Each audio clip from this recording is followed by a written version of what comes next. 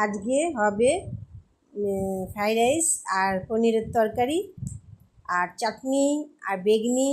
তো অন্য দিন তো আমি করি, আজকে করছে দিয়া। দিয়া করছে, তো তোমরা তো দেখেছো এর আগে কিভাবে আমি ফ্রাইড রাইস করি আর পনিরের তরকারি তো সবাই জানো। তবুও আজকে ছোট্ট করে ভিডিওটা নিয়ে এলাম, দিয়া কিভাবে করছে দেখো।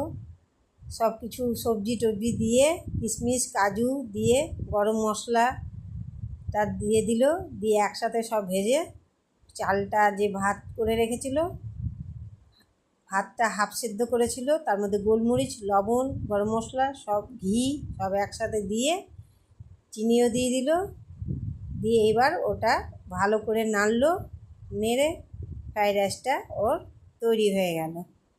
দেখে নাও কি সুন্দর হয়েছে।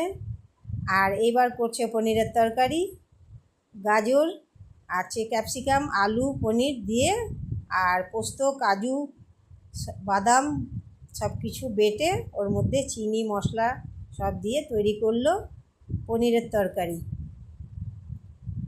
আর করেছিল তোমাদেরকে দেখালাম না, চাটনি আর বেগনি, ওগুলো দেখানো হয়নি, ভিডিওটা বড় হয়ে যাবে বলে।